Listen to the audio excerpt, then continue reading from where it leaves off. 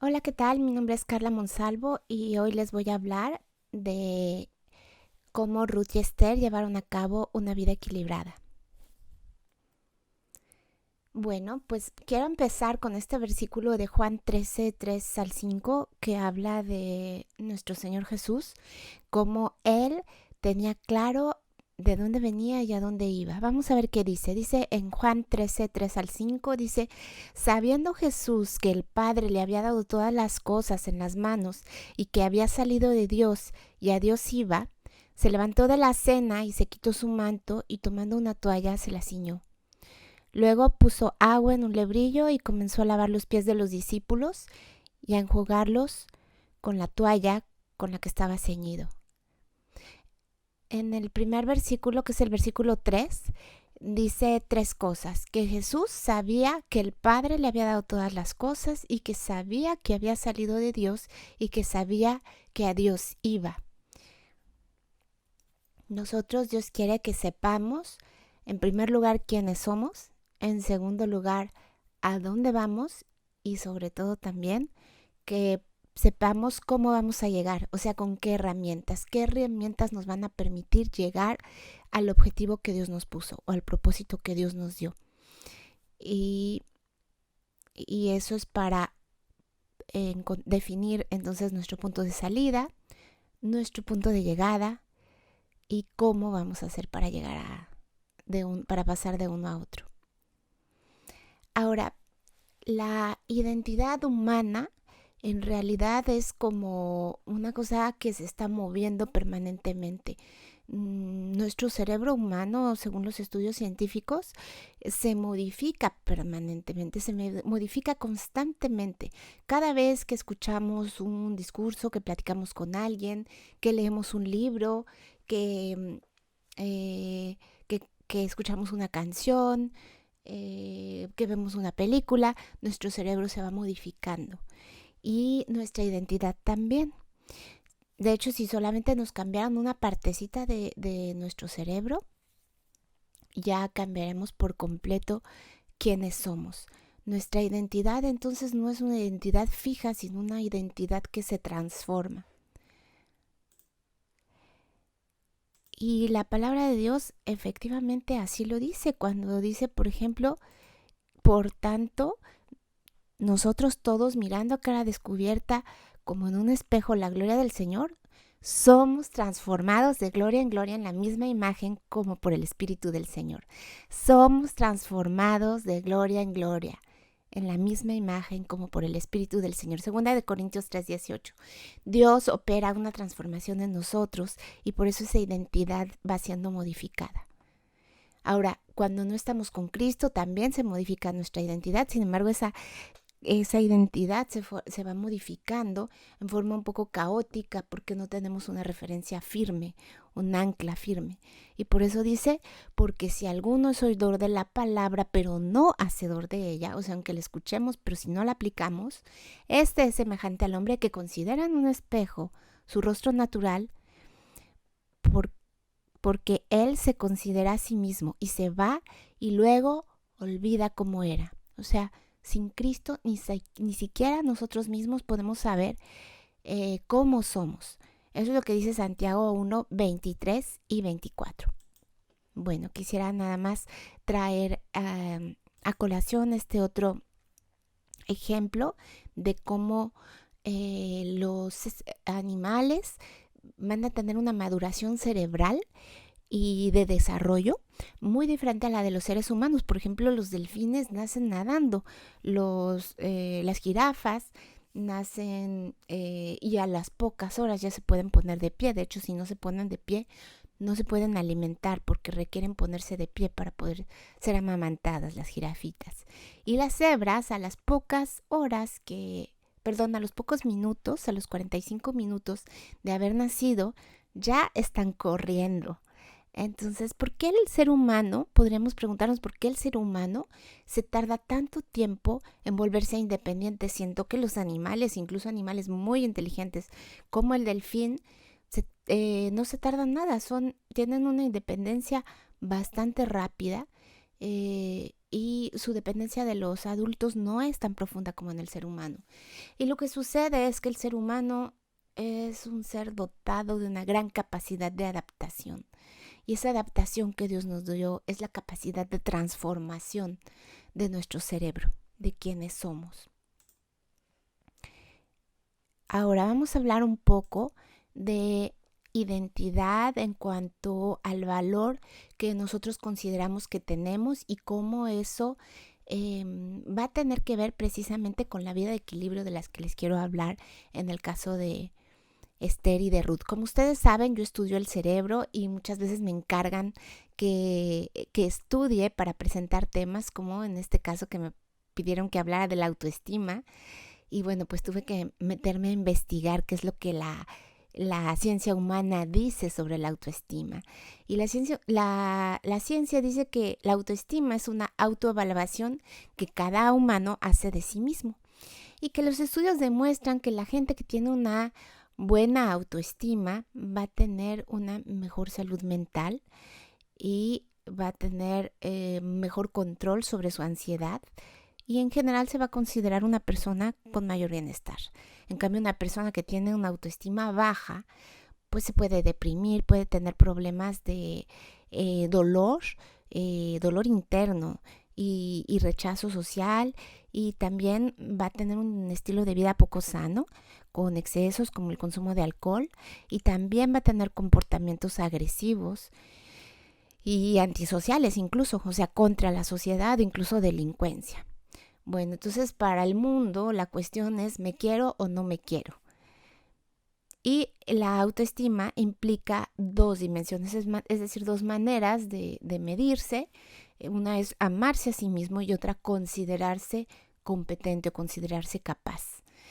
Y eso es en torno a la propia reflexión o introspección que nosotros tenemos, que cada quien tiene de sí mismo, y también a lo que nos dicen los demás sobre quiénes somos y cómo nosotros recibimos lo que los demás nos dicen. Bueno, entonces para la gente del mundo es importante buscar una mejor autoestima. ¿Por qué? Porque eso o lo consideran como una manera de auto mejorarse, y eso pues es humanismo en realidad, o también para incrementar la aceptación por parte de la sociedad y también tener un valor social.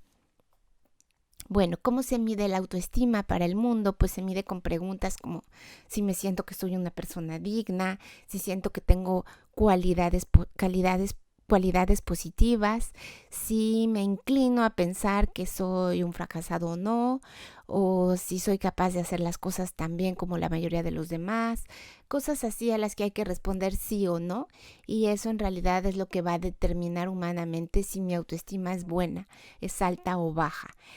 En realidad todo esto para Dios no funciona de esta manera, y es lo que yo quiero recalcar hoy, porque nos han metido mucho en la cabeza y se nos habla mucho de autoestima, y en realidad tenemos que entender, para poder vivir y poner en práctica la palabra de Dios, cómo es este asunto de la autoestima según la palabra de Dios. Bueno, los estudios científicos lo que han dicho es que el cerebro va a representar esta estima o este valor que uno se da a sí mismo en 5 ejes. El primero es que uno se da o se atribuye un valor a sí mismo y atribuye un valor a las otras personas también. En segundo lugar, basa su valor en gran parte, en recuerdos que considera positivos o recuerdos de éxito de su propia vida. En segundo lugar, pues va a procesar toda esa información para sacar conclusiones sobre sí misma.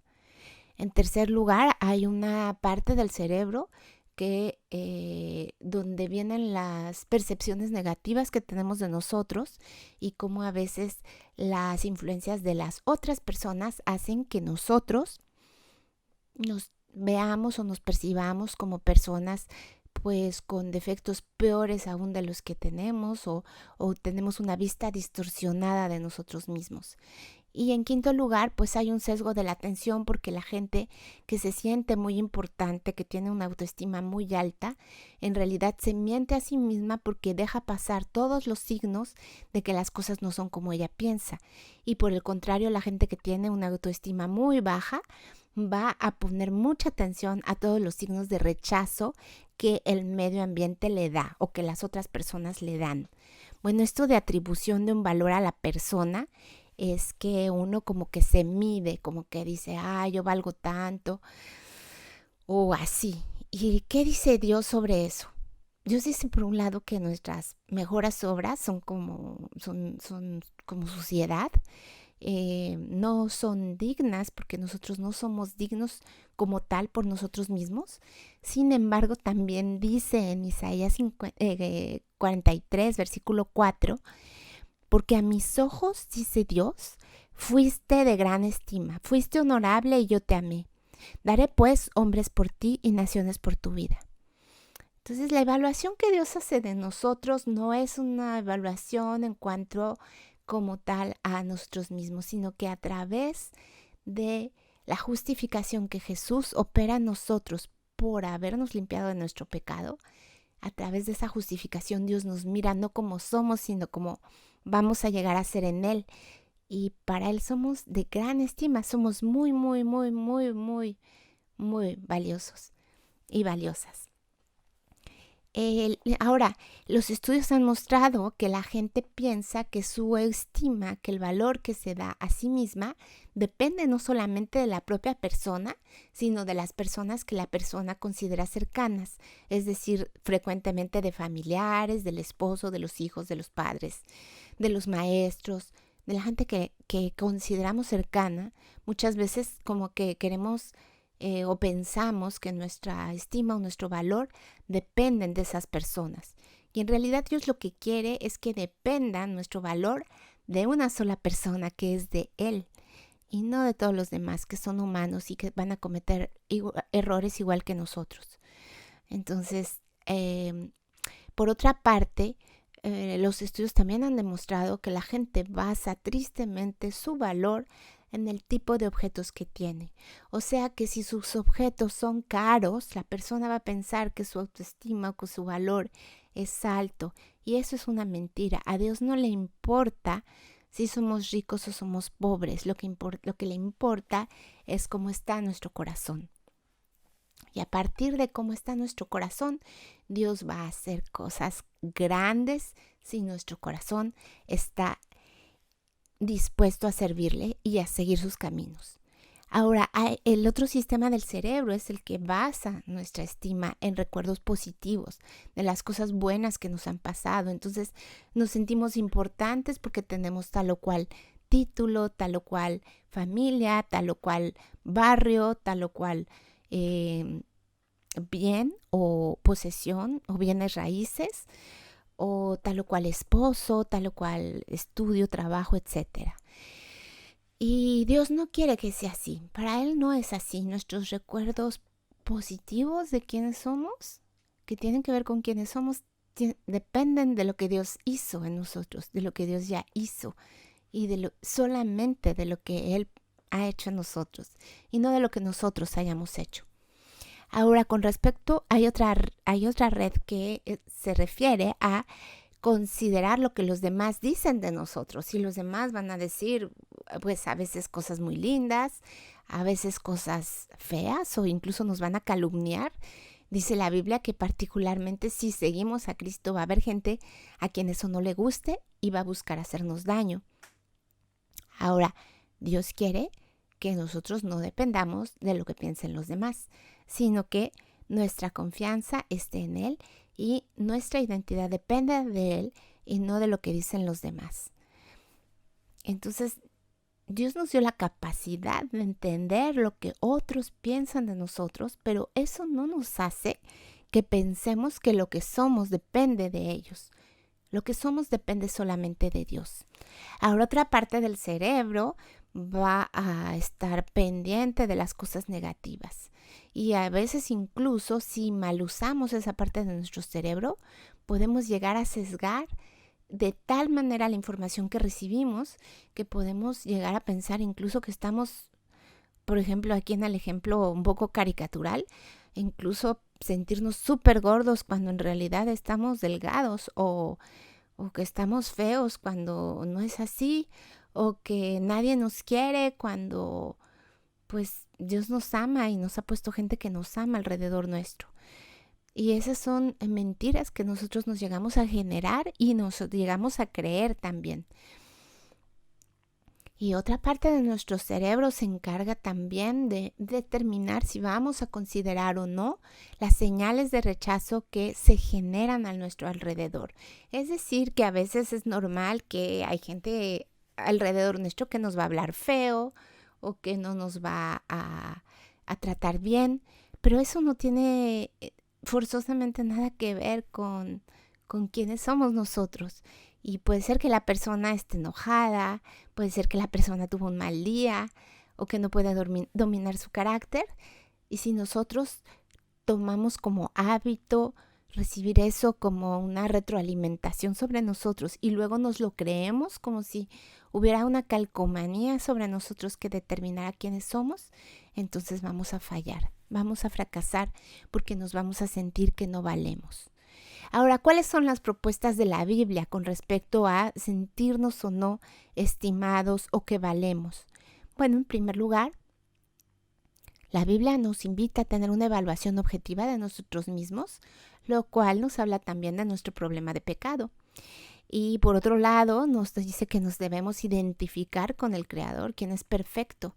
Y si nos identificamos con el Creador como alguien que es cercano a nosotros, podemos entonces utilizar eso para entender que somos importantes porque somos hijos de Dios, no por nuestros propios méritos, sino por lo que Él ya hizo por nosotros.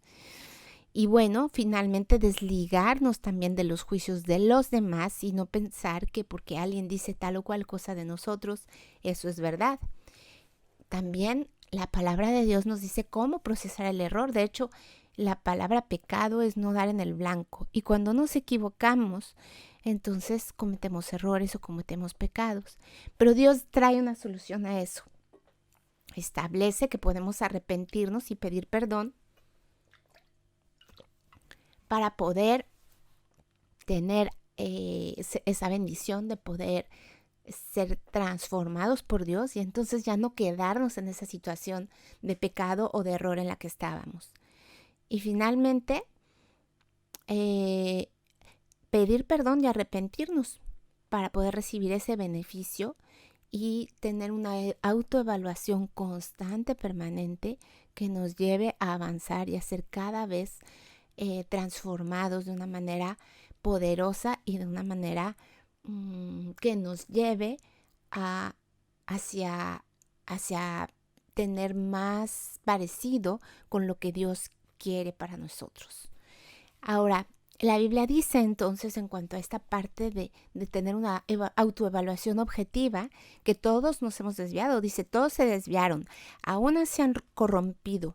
No hay quien haga lo bueno, no hay ni siquiera uno. Eso está en el Salmo 14:3.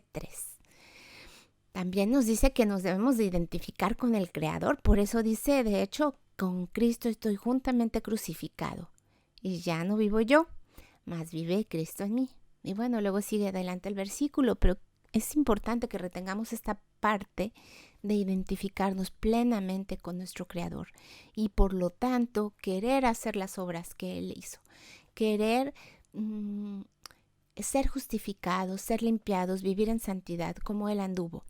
Esto está en Gálatas 2:20.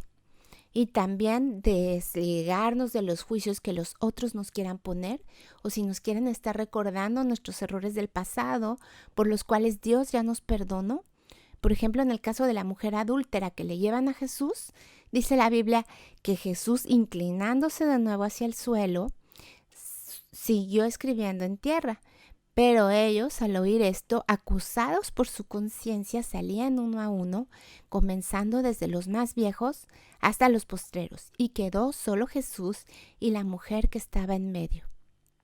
Enderezándose Jesús y no viendo a nadie sino a la mujer, le dijo, «Mujer, ¿dónde están los que te acusaban? ¿Ninguno te condenó?» Ella dijo, ninguno, Señor. Entonces Jesús le dijo, ni yo te condeno. Vete y no peques más. Entonces, el arrepentimiento implica nuevas oportunidades y con ellas la posibilidad de tener una nueva vida. Por eso dice la palabra de Dios, de modo que si alguno está en Cristo, nueva criatura es. Las cosas viejas pasaron. He aquí, todas son hechas nuevas. Segunda de Corintios 5:17. Y bueno, entonces ahora vamos a ver el caso de Esther. Esther sabía quién era, sabía que ella era parte del pueblo de Dios y sabía que eso le daba una identidad muy especial. Nadie más lo sabía en el castillo. Ella tenía ese secreto porque Mardoqueo le había dado la indicación de que así guardara ese secreto hasta que fuera el momento indicado por Dios. Y Isaías 53, 1 al 4 dice, ahora así dice Jehová, creador tuyo, oh Jacob. Eso le dice a su pueblo y eso era lo que Esther sabía sobre lo que decía Dios sobre ella como alguien que formaba parte de los hijos de Israel o del pueblo de Dios. Dice, formador tuyo, oh Israel, hablándole a todos los descendientes de Israel. No temas, porque yo te redimí, te puse nombre, mío eres tú. Mía eres tú, le estaba diciendo Dios a Esther. Mía eres tú, te está diciendo Dios a ti. Cuando pases por las aguas, yo estaré contigo. Y si por los ríos, no te anegarán. Cuando pases por el fuego, no te quemarás, ni la llama arderá en ti, porque yo, Jehová, Dios tuyo, el Santo de Israel, soy tu Salvador. A Egipto he dado por tu rescate, a Etiopía y a Seba por ti, porque a mis ojos fuiste de gran estima. Fuiste honorable y yo te amé. Daré pues hombres por ti y naciones por tu vida. Esto está en Isaías 53, 1 al 4.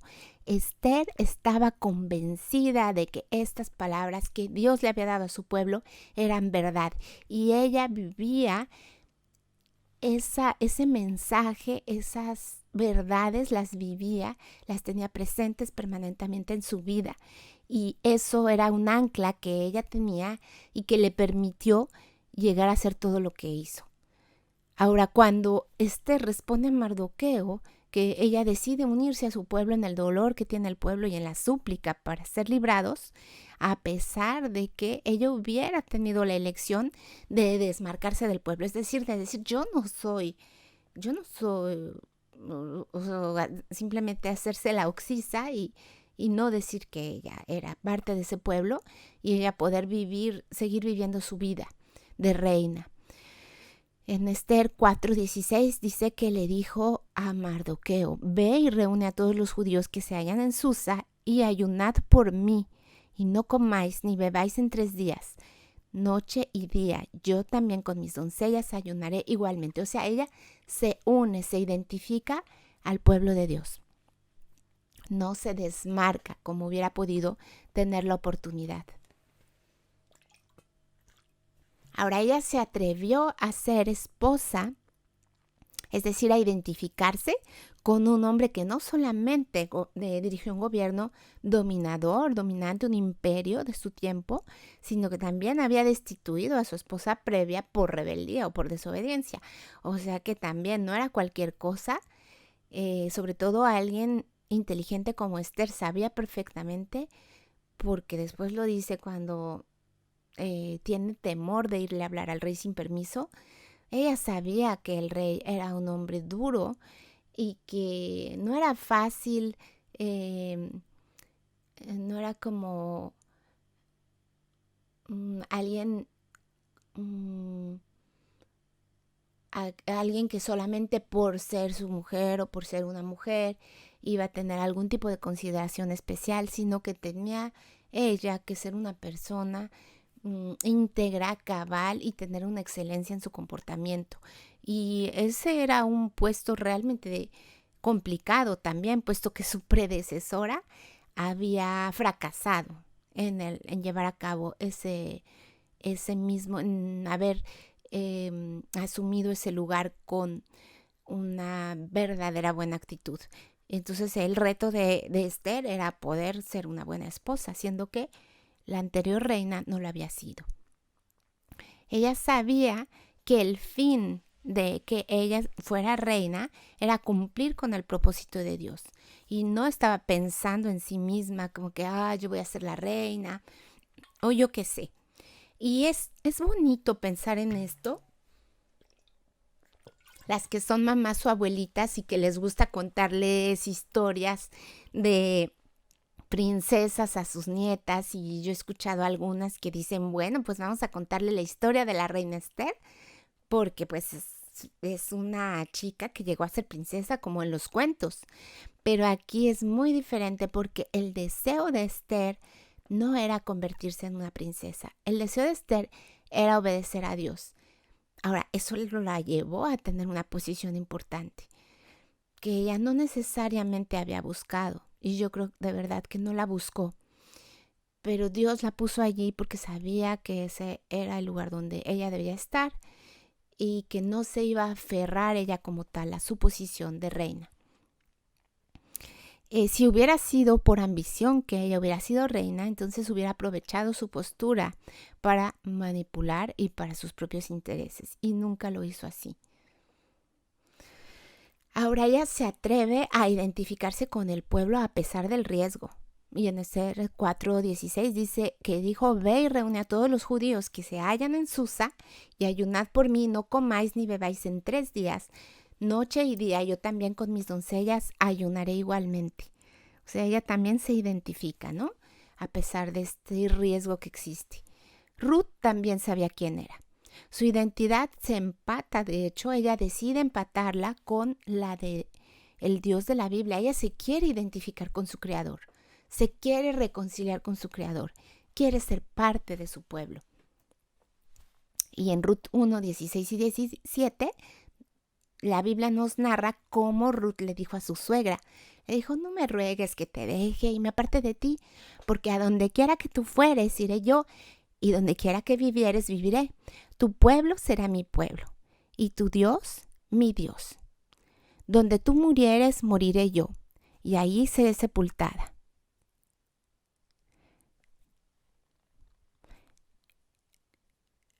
Así me haga Jehová y aún me añada que solo la muerte hará separación entre nosotras dos.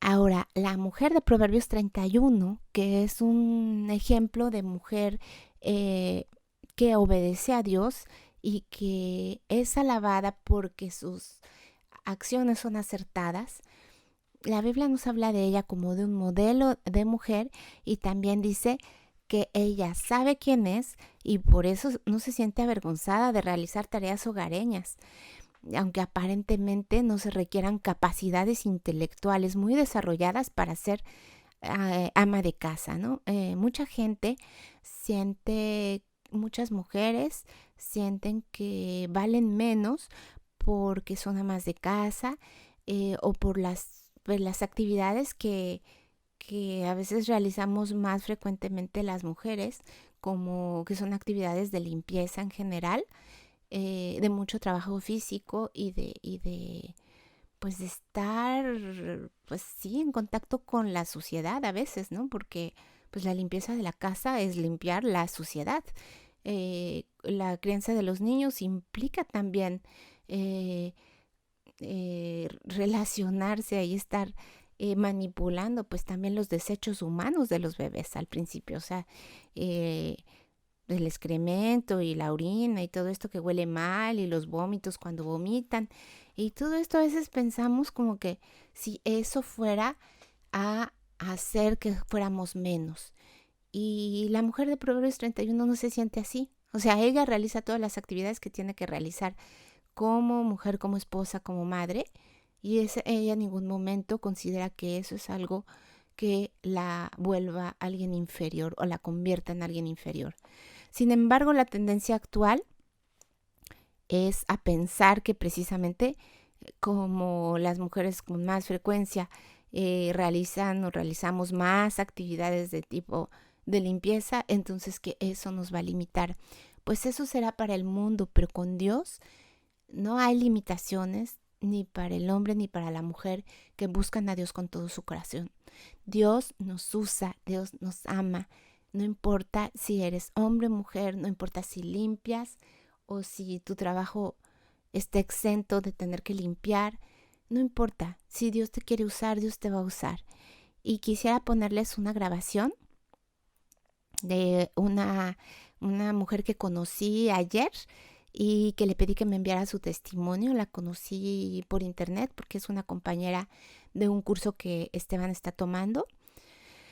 Pues les voy a poner la grabación que ella nos mandó porque los videos no corren en esta presentación. Ella nos había hecho favor de mandarnos un video, pero yo les voy a poner la presentación, la grabación que ella hizo. Y bueno, escuchémosla con atención. Ella es Maris Casta de Guatemala. Déjame contarte que de muy joven mis papás no apoyaban la idea que estudiara música formalmente. Bueno, ellos creían que no me daría estabilidad. De manera que estudié en la Universidad Estatal Relaciones Internacionales y Traducción Jurada. De adolescentes ellos sí apoyaron la idea que estudiara saxofón y costearon algunas clases, pero pensaron que pronto se me pasaría la emoción por la edad. Bueno, ya tengo 32 años y la verdad es que la emoción y la pasión por la música no acaban en mí. He tenido limitaciones, obstáculos, ocupaciones, pero de todas maneras Dios me inquieta a seguir haciendo esto para Él. Actualmente estoy en casa a tiempo completo con mis hijos y mi esposo. Ejerzo como traductora, apoyo a mi esposo en el ministerio juvenil como pastor y también hago música. De alguna manera, entre tantas ocupaciones que parecieran haber, Él hace que el tiempo se optimice. Y sin importar los dones o talentos que tengamos, Él sabe bien cada responsabilidad, cada tarea que tenemos. Pero Él también nos anima a que podamos cumplir su propósito. No importa si es edificar a una persona o a muchas. Del fruto Él se encarga. Pero, ¿nosotros qué hacemos? ¿Qué estamos haciendo para cumplir su propósito? Bueno, esta es el testimonio de ella. A mí me impresionó por la siguiente razón. Ella está tomando un curso junto con otras personas. La mayoría son hombres y la mayoría, o bueno, cuando menos creo que una gran proporción, están dedicados de tiempo completo al curso. Es un curso de producción musical. Ella forma parte de las personas que no están dedicadas de tiempo completo a ese curso porque, como ella lo dijo, se dedica al servicio de Dios y a sus hijos, y además tiene una tarea de traductora. Sin embargo, el trabajo que ella presentó en una de las evaluaciones fue un trabajo de excelencia. Y yo espero que al final les pueda poner un pedacito de la música que ella hace para que ustedes escuchen la excelencia con la que canta y produce música. Y bueno, pues ella no es famosa, en todo caso yo no la conocía, pero es alguien que tiene un corazón para Dios y que lo que me impresionó, como les decía, era que cursando al lado o corriendo al lado de sus compañeros, hombres, mujeres, que muchos de ellos están dedicados solamente al curso, ella destacó, siendo que ella tiene muy, muy claro que su principal objetivo es servir a Dios y ella no lo está tomando como una manera de autorrealizarse o de ponerse en un lugar de eminencia, sino que su prioridad está en servir y obedecer a Dios, y Dios le está permitiendo, Dios la está poniendo en alto por esta decisión que ella ha tomado de ser obediente. Ahora, la Biblia dice que la estima de la mujer virtuosa sobrepasa largamente a la de las piedras preciosas. Y también dice que fuerza y honor son su vestidura y que ella se ríe de lo porvenir. Eso dice en Proverbios 31, tanto el versículo 10 como el versículo 25. O sea que es alguien que tiene valor, que tiene estima delante de Dios, delante de su marido. Después vamos a ver también delante de sus hijos, que se levantan y la llaman bienaventurada, y también que tiene fuerza y honor. De ellos se viste y se ríe de lo que viene, de lo que sigue, porque sabe que está preparada para lo que sigue, sabe que está preparada para su propósito. Ella está vestida de vestiduras de salvación. Ella sabe cómo presentarse, porque las vestiduras son las que nos permiten presentarnos primeramente delante de Dios y en segundo lugar delante también de nuestra familia y de otras personas. Bueno, ¿cuáles son las primeras vestiduras que Dios le dio al ser humano? Pues en Génesis 3:21 dice que Jehová Dios hizo al hombre y a su mujer túnicas de pieles y los vistió. También dice en Isaías 61, en gran manera me gozaré en Jehová, mi alma se alegrará en mi Dios porque me vistió con vestiduras de salvación, me rodeó con manto de justicia, como a novio me atavió, como a novia adornada con sus joyas.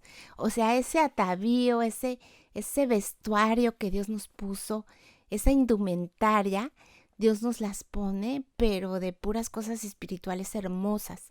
Si nosotros dejamos que sea Dios el que nos provea esos recursos para podernos vestir, va a ser de nosotros personas hermosas que los demás puedan ver como esas vestiduras que Dios nos puso son hermosas. Ahora, ¿en qué consiste el equilibrio del que queremos hablar en cada uno de los ejemplos? Bueno, en el ejemplo de Esther habla de que Dios y a través de la oración y del ayuno judío, que es clamar a Dios por ayuda, Esther sabía que ese era el elemento clave para tener éxito en su misión. Y bueno, otro elemento era que su esposo era otro elemento importante, que fue su prioridad, porque ella quería agradar a su esposo. A través del testimonio y a través incluso de su aspecto físico. Y él fue su prioridad después de honrar a Dios. Después, el propósito, el liderazgo espiritual y familiar de la familia nuclear y extendida, porque Mardoqueo, que era su familia, era realmente el único miembro de su familia, pero también era su líder espiritualmente hablando, y también era el vínculo que ella tenía con su pueblo, y todo esto se relaciona. La familia nuclear, es decir, el esposo, la familia extendida, en este caso pues Mardoqueo, que pasó de ser su familia nuclear a ser su familia extendida, pero que como pastor, como líder espiritual de Esther, siguió teniendo una gran influencia sobre ella y siguió siendo un vínculo con el pueblo de Dios, y a través de eso ella cumple su propósito. Todo esto viene vinculado. El propósito y lugar donde ser pastoreada, lo ideal es que sea en la familia. Y si estos tres, familia, liderazgo y propósito, están bien establecidos, eso nos va a llevar al éxito en los tres ámbitos y en la vida en general como mujeres. Ahora, convertirse en reina fue el resultado de su obediencia, nunca fue el propósito principal de Esther. Y hablando ya de Ruth, pues ella quiso identificarse, como ya lo vimos, con Dios y se dejó pastorear también por su familia nuclear.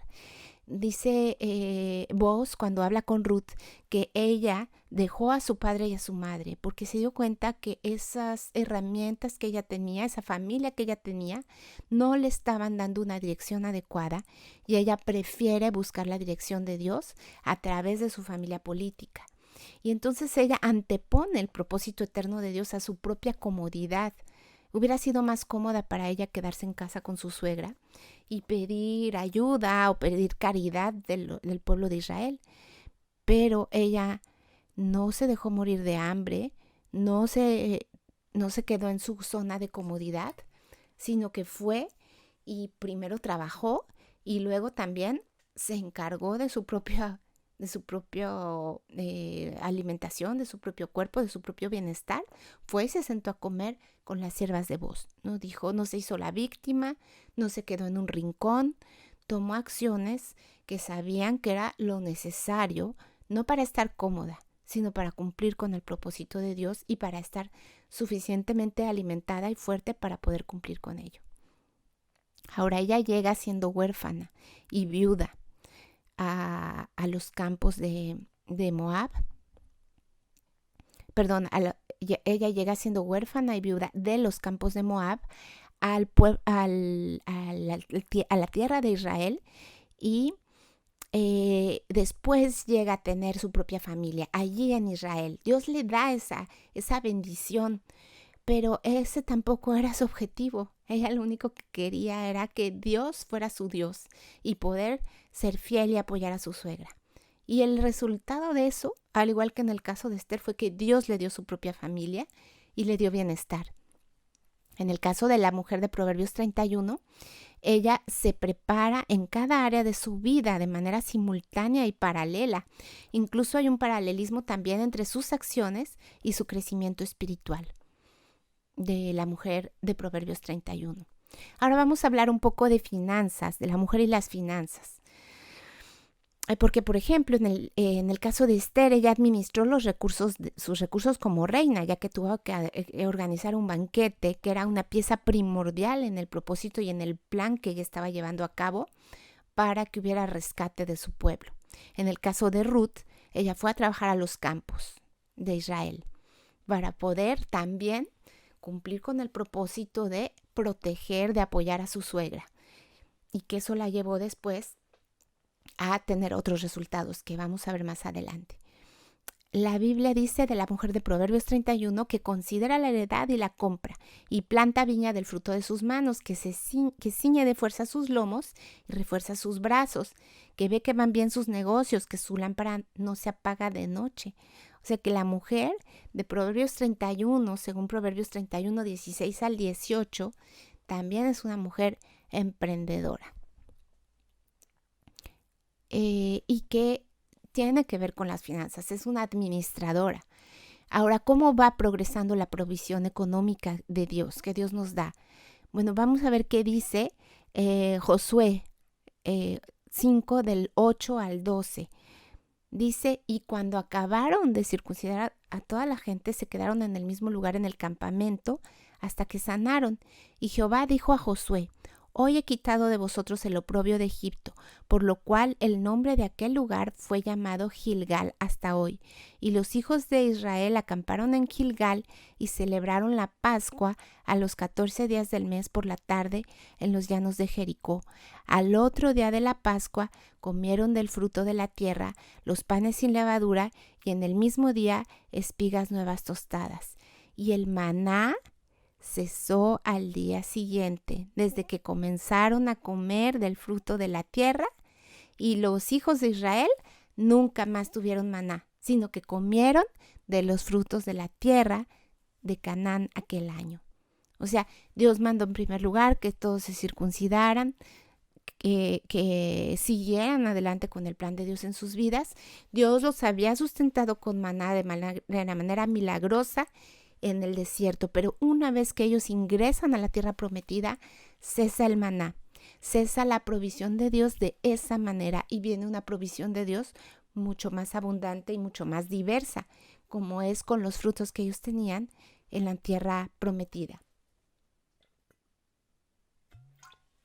Ahora, ¿cómo gastar el dinero? Pues porque la Biblia nos habla también de ese tema, cómo gastar el dinero. Isaías 55:2 dice Dios a su pueblo, ¿por qué gastáis el dinero en lo que no es pan y vuestro trabajo en lo que no sacia? Oídme atentamente y comed del bien y se deleitará vuestra alma con grosura. ¿Por qué andamos gastando el dinero que Dios nos da en cosas que no tienen provecho? Yo veo aquí en Francia, pero estoy segura que también pasa en México, como muchos padres se preocupan por comprarles a sus hijos, a veces jóvenes, pero a veces adolescentes y a veces niños, comprarles un celular nuevo, de última generación, que sea muy caro, que haga muchas cosas. Y no saben que a través del celular muchos chicos se están perdiendo. Entonces, ¿para qué gastar dinero en algo que es innecesario y que incluso le va a dañar a alguien de tu familia? Es mejor tener más cuidado con la manera en la que gastamos nuestro dinero. Otro principio bíblico importante es no amar al dinero.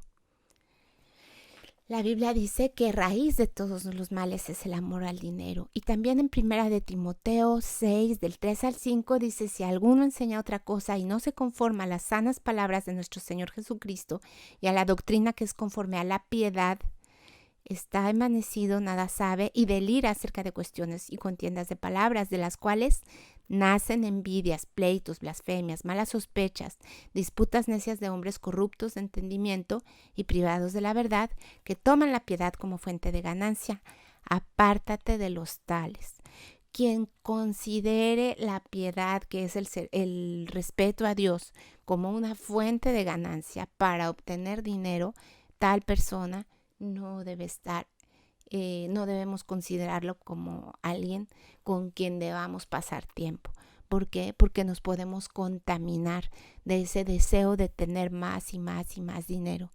Dios habla de eso y también en forma concomitante y paralela nos toca el tema del contentamiento, que es un principio bíblico. ¿Qué significa contentamiento? Significa estar contento con lo que tenemos. Por eso, si seguimos adelante en la lectura de 1 de Timoteo 6, dice, pero gran ganancia es la piedad, o sea, comparando las ganancias, ganancia financiera, la compara con la ganancia, que es la piedad, o sea, buscar a Dios, temer a Dios acompañada de contentamiento, porque nada hemos traído a este mundo y sin duda nada podemos sacar. Así que teniendo sustento y abrigo, estemos contentos con esto, porque los que quieren enriquecerse caen en tentación y lazo y en muchas codicias necias y dañosas que hunden a los hombres en destrucción y perdición, porque raíz de todos los males es el amor al dinero, el cual, codiciando algunos, se extraviaron de la fe y fueron traspasados de muchos dolores. Bueno, pues hablando del contentamiento, el contentamiento también se da en otros ámbitos, no solamente en estar contento con los bienes que tenemos, sino incluso llama la atención que habla de contentamiento en este pasaje de Hebreos 13, 4 al 6, donde habla del matrimonio. Y yo creo que no es casualidad que hay muchas personas que están casadas y quisieran estar casadas con otra persona. Eso no puede ser en el reino de Dios, eso no puede ser. Si Dios te dio un esposo, si Dios quiere que estés contento en ese matrimonio, contenta en ese matrimonio, que disfrutes ese esposo que Dios te dio. No puedes estar deseando haber tenido otro esposo. Eso es pecado delante de Dios. Dice, honroso sea en todos el matrimonio y el lecho sin mancilla, pero a los fornicarios y a los adúlteros los juzgará Dios. Sean vuestras costumbres sin avaricia, contentos con lo que tenéis ahora, porque Él dijo, no te desampararé ni te dejaré, de manera que podemos decir confiadamente, el Señor es mi ayudador, no temeré lo que me pueda hacer el hombre. Dice en Éxodo 20, no codiciarás nada de tu prójimo. Y bueno, ahí dice, al hombre le dice que no codicie la mujer de su prójimo. Pero yo creo que es válido también que nosotras entendamos que tampoco es bueno pensar que podríamos haber tenido otro esposo. Eso sería muy grave delante de Dios y ahí también habla de contentamiento. Dios da provisión independientemente de Él o los empleos, cuando nuestro afán no es hacer dinero. Cuando dejamos ese amor al dinero, Dios bendice. Dios bendice conforme a sus riquezas en gloria y conforme a lo que vamos a necesitar para llevar a cabo nuestro propósito. Isaías 55 del 1 al 3 dice, a todos los sedientos venid a las aguas, y a los que no tienen dinero venid, comprad y comed. Venid, comprad sin dinero y sin precio vino y leche. Y otra vez viene, porque gastáis en lo que no es pan y vuestro trabajo en lo que no sacia. Oídme atentamente y comed del bien, y se deleitará vuestra alma con grosura.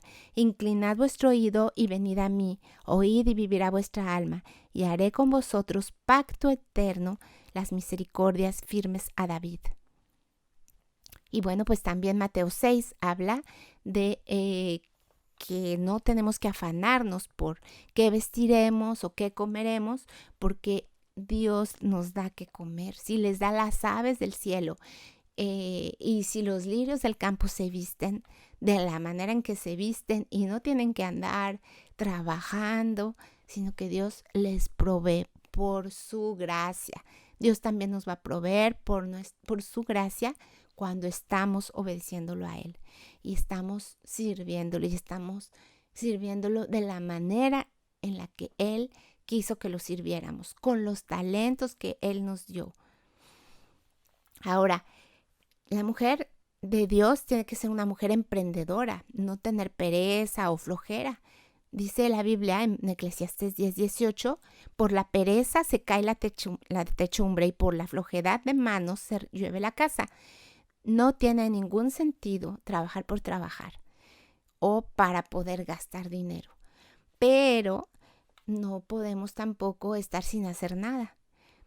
No podemos ni servir al trabajo ni servir al dinero. Dios no quiere que sirvamos a ninguna de esas dos cosas. Eclesiastés 3, del 9 al 13, dice, ¿qué provecho tiene el que trabaja de aquello en que se afana? Yo he visto el trabajo que Dios ha dado a los hijos de los hombres para que se ocupen en él. Todo lo hizo hermoso en su tiempo y ha puesto eternidad en el corazón de ellos, sin que alcance el hombre a entender la obra que ha hecho Dios desde el principio hasta el fin. Yo he conocido que no hay para ellos cosa mejor que alegrarse y hacer bien en su vida, y también que es don de Dios que todo hombre coma y beba y goce el bien de toda su labor. Ahora, cuando nos enfocamos nosotros a los excesos en vez del equilibrio, eso está reflejando que nuestro corazón todavía necesita ser transformado. Y por eso Dios nos habla también, por ejemplo, de cuidar nuestro cuerpo, protegerlo de los excesos. Y uno de los excesos más frecuentes en los cristianos es la comida. La comida y la bebida, pues no necesariamente de vino o de alcohol, pero también puede ser la bebida de bebidas dulces, ¿no? Por ejemplo, que son pues adictivas y muy sabrosas, pero muy dañinas para nuestros cuerpos. Dice la Biblia que Ruth comió suficiente, pero trabajó también suficiente. No dice que comió de más, ni que estaba enfocada en la comida. Esther cuidó su cuerpo para poderse presentar delante del rey. Evidentemente que su alimentación era una alimentación sana para poder estar hermosa delante del rey. La mujer virtuosa también nos dice la Biblia que no come el pan de balde, es decir, no come nada más por comer. La Biblia dice que hablando de los pastores, dice, acordaos de vuestros pastores que os hablaron de la palabra de Dios, considerad cuál haya sido el resultado de su conducta e imitad su fe. Y luego dice, Jesucristo es el mismo ayer, hoy y por los siglos. Y dice, no os dejéis llevar de doctrinas diversas y extrañas, porque buena cosa es afirmar el corazón con la gracia, no con viandas que nunca aprovecharon a los que se han ocupado de ellas. O sea, si nos ocupamos de las viandas, de la comida, de lo que no es una verdadera sustancia espiritual y que más bien es carnal, vamos a sufrir porque eso nos va a alejar de Dios. Hay gente en las iglesias que siempre quiere darle demasiada importancia a las comidas de iglesia, a las fiestas de iglesia, cuando lo importante es el alimento espiritual. Tengamos esto presente. También Proverbios 24, 1 al 8 dice, cuando te sientes a comer con algún señor, considera bien lo que está delante de ti y pon cuchillo a tu garganta si tienes gran apetito. No codicies sus manjares delicados porque es pan engañoso. No te afanes por hacerte rico, sé prudente y desiste. ¿Has de poner tus ojos en las riquezas siendo ningunas? Porque serán alas, como alas de águilas, y volarán al cielo. No comas pan con el avaro, ni codicies sus manjares, porque cuál es su pensamiento en su corazón, tal es él. Come y bebe, te dirá, pero su corazón no está contigo. Vomitarás la parte que comiste y perderás tus suaves palabras. Los hábitos alimentarios se relacionan también con el orden que podemos tener en nuestro pensamiento. Por eso Eclesiastés 10:17 dice, bienaventurada tu tierra, cuando tu rey es hijo de nobles y tus príncipes comen a su hora, para reponer sus fuerzas y no para beber. Cuando el objetivo de comer es alimentarse y no andar corrompiéndonos con la comida o con la bebida. Ahora, Primera de Corintios 6:19 dice también que nuestro cuerpo es templo del Espíritu Santo. Dice, o ignoráis que vuestro cuerpo es templo del Espíritu Santo, el cual está en vosotros, el cual tenéis de Dios y que no sois vuestros, porque habéis sido comprados por precio. Glorificad pues a Dios en vuestro cuerpo y vuestro espíritu, los cuales son de Dios. Es necesario cuidar nuestro cuerpo y la nutrición es algo muy relacionado con la disciplina y la obediencia a Dios, el dominio propio y la comprensión del propósito de Dios en nuestras vidas. Si nosotros estamos bien y en paz con Dios, no tenemos por qué tener sobrepeso. Si estamos ansiosos, vamos a comer de más y eso nos va a llevar a tener problemas de salud. Debemos de cuidar nuestro cuerpo. Esther cuidó su cuerpo al menos 1 año para presentarse al rey. Ruth era trabajadora física y por lo tanto también cuidó su cuerpo. Y la mujer de Proverbios 31 dice que no come de más, o sea que no come el pan de balde y que también trabaja con esfuerzo físico. De hecho, ahorita vamos a ver en cada uno de los ejemplos qué dice la Biblia que hicieron. Pero la mujer, y en particular la mujer casada, tiene que cuidar su cuerpo. Aquí nos dice la escritura en 1 Corintios 7:33 al 34, que hay asimismo diferencia entre la casada y la doncella. La doncella tiene cuidado de las cosas del Señor para ser santa, así en cuerpo como en espíritu. Pero la casada tiene cuidado de las cosas del mundo, de cómo agradar a su marido. La joven, dice la Biblia hablando de Esther, era de hermosa figura y de buen parecer. Espigó pues en el campo hasta la noche y desgranó lo que había recogido y fue como una efa de cebada. Y en cuanto a la mujer de Proverbios 31, dice, ciñe de fuerza sus lomos y esfuerza sus brazos. O sea, habla de ejercicio físico. Los lomos es el gordito que se nos hace atrás cuando comemos de más y no hacemos ejercicio. Ese gordito, pues la mujer virtuosa no lo tiene porque se esfuerza con esa parte de su cuerpo y con los brazos para también tener brazos sanos y cuerpo sano en general. Tenemos que aprender también a administrar nuestro tiempo. Dice la Biblia, enséñanos de tal modo a contar nuestros días que traigamos al corazón sabiduría. Dios quiere que sepamos administrar nuestro tiempo, que tengamos sabiduría para tener vidas de equilibrios. Y Dios nos quiere hacer mujeres que tengamos vidas equilibradas, porque eso va a ser un testimonio para el mundo, porque otras mujeres van a ver tu ejemplo y van a querer ser como tú. Que Dios te bendiga.